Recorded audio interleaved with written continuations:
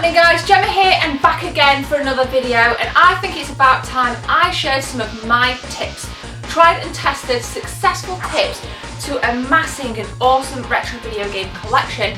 Now, a lot of people ask me, how long have you been collecting? I've been collecting since I was a kid, but sold everything in 2011 and started to re-amass in March 2014, and boy has it amassed. So I want to tell you exactly what works for me, and maybe you guys can pick up something to help build your collection. So without further ado, guys, let's take a look at some of my tips for collecting retro video games.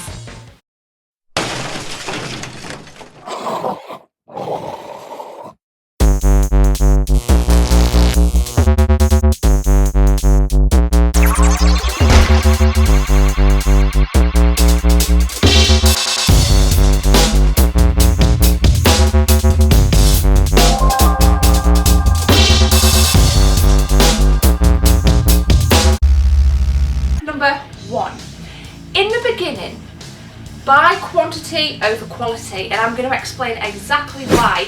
What I did, and if Jess was at, what she also did, is just amass every game you see in a charity shop or a thrift store, car boots, just buy everything. It doesn't matter even if you're not going to play the game, grab the games, any platform, any genre, grab them and stick them on your shelves. After about 3 months, what you'll notice is you're actually out of ideas. There's everything, you go to charity shops, you think, I've got all them. You go to car boots, you think, I've got all them as well. And what that forces you then to do is to change the direction. Then you'll start to be motivated to buy the more quality titles, because you've got 3 copies of Mario All-Stars, you've got 4 copies of Street Fighter, so you can trade them in, beef out some cash, and gain the secret of manners, you know, really going for them high-end titles that you want. Things start to change. Rather than pile up the collection, what it actually starts to do is just to spread that quality out a little bit, and that is exactly what has happened to mine. All of these games, there are some really common titles that I got in the beginning, but as I've progressed, I've got some really high-end, incredibly, ridiculously expensive titles. Secret of Mana I paid £90 for. That's about $100 and maybe $30–40, whereas in the beginning I wouldn't have even dreamt of spending that amount of money on one game, because I just needed to get that quantity in. So guys, can't stress this enough, quintessential tip: in the beginning, buy quantity over quality. Things will naturally start to evolve into a much more high-end quality collection if you do things that way. Number 2, guys, again, massively, I'm a huge fan of this: networking. I put out a video last weekend about where you can buy retro games. I wanted to put this together because I'm getting a lot of private messages on Facebook asking, Gem, where can I get this kind of retro gaming bundle?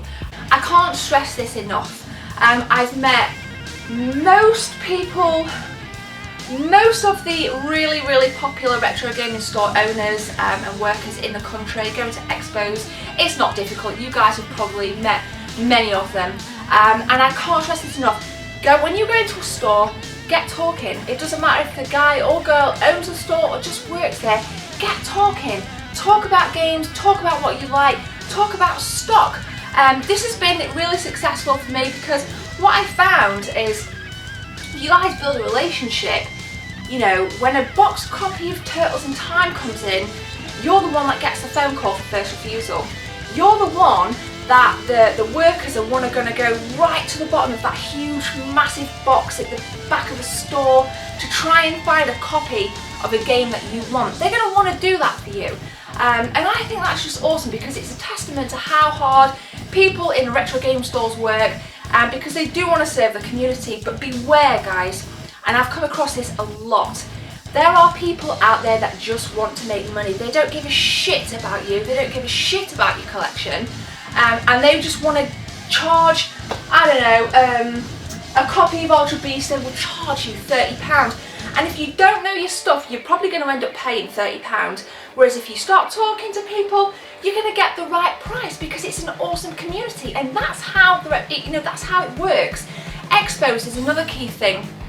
Don't be frightened to ask, for 2 games, will you knock a £5 off this? You know, 9 times out of 10 people will do that for you. If they don't want to do that for you, then that's fine. But don't be afraid to ask, and that all comes within that bracket of networking. Use Twitter. Twitter spreads things like wildfire. Go into stores, get talking to people, get your name out there, give phone numbers over and say, if you have anything in that's retro, give me a call. It's been successful for me and hopefully it can be successful for you. Third tip, do not judge a book by its cover. Many a time I've walked past a storefront in a city that I'm not familiar with and I thought, not going in there, load of shit. I'm not going to mention which one it is, but I had that thought before I walked into a shop this year, and I went in and I'm not kidding you, it was a mecca. It was absolutely, there were things in there that I'd not seen since I was 10 years of age.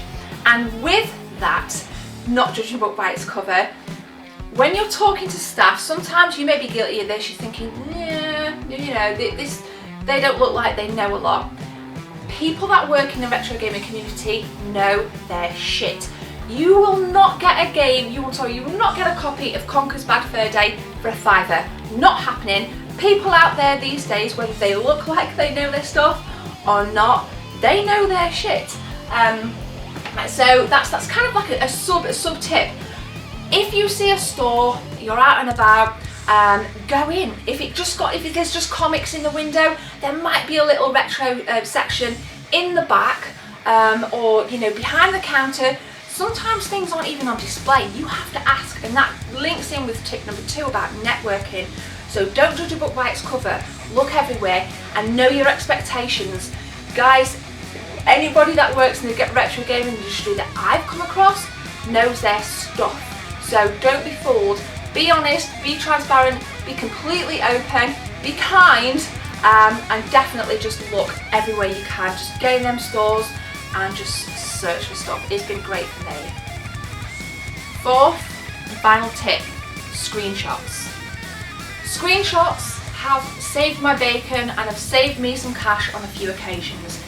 There's nothing worse than going to an expo and seeing a game and thinking it's overpriced and trying to get on the internet on your phone to check, is that right, and you've either got no internet connection or Safari won't load on your iPhone. It's really, really annoying. So before you go to an expo or before you go out specifically for retro games, look online and take screenshots of the game.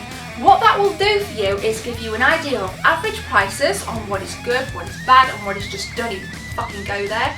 And it will also enable you to get into your phone really quickly, straight into photos, bang. You can flick through the photos, you don't have to rely on web pages loading, you don't have to rely on whether or not you've got Wi-Fi, 3G, 4G, 3.5G, it doesn't matter. And another good thing that's worked for me, guys, is sometimes at expos I may have said, have you got a copy of Airwolf on the NES? And some people might kind of scratch their head thinking, Airwolf. Get out your phone, go into your photos, you've got the screenshot of the box art right there, that triggers their memory and they think, here it is. So that is probably, tip 1 and tip 4 are probably my most important tips. Take screenshots of things before you go out there. So there we go, guys. You guys probably do things very differently. That all works for me. It's helped me to amass all of this awesome stuff, and it's going to continue to maybe triple, quadruple, quintuple all of this over the next year. My name's Gemma, guys. Thank you very much for watching. I really appreciate your support. Please like, comment and subscribe. Don't forget to share the video, comment and just make a rainbow. Cheers.